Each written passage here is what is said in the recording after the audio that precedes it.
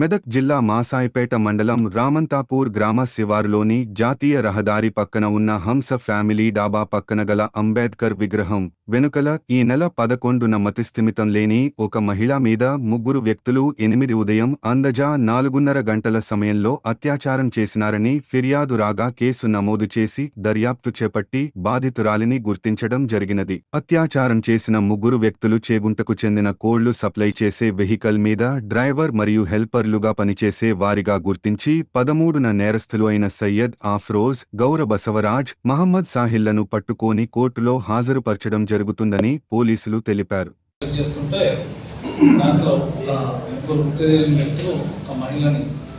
అత్యాచారం చేస్తున్నట్టుగా ఫోర్స్ఫుల్గా అత్యాచారం చేస్తున్నట్టుగా ఒక ఫుటేజ్ అతను చూడడం జరిగింది. దాన్ని చూసి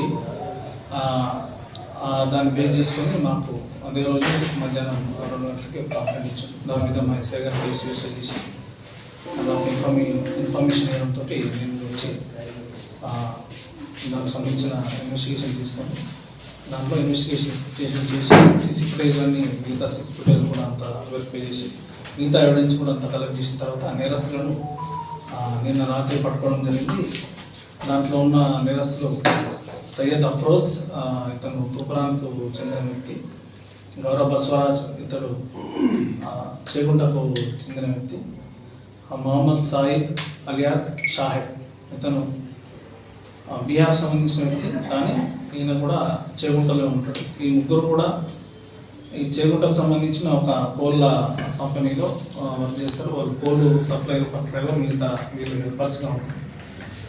ఆ రోజు నేరం జరిగిన రోజు రాత్రి కోళ్ళు చెరువుల నుంచి కోళ్ళు తీసుకొని పోయి శంకరంపేటలో మరియు మేడ్చల్లో కోళ్ళు సప్లై చేసి వచ్చి తెల్లవారుజామున 8వ తారీఖు తెల్లవారుజామున ఆమె రామంతపూర్ హంస రెస్టారెంట్ దగ్గర పరిసర ప్రాంతాల్లో చూసి ఆమె పైన అత్యాచారం చేసుకోమని చెప్పేసి వాళ్ళు నేరాన్ని ఒప్పుకోవడం జరిగింది.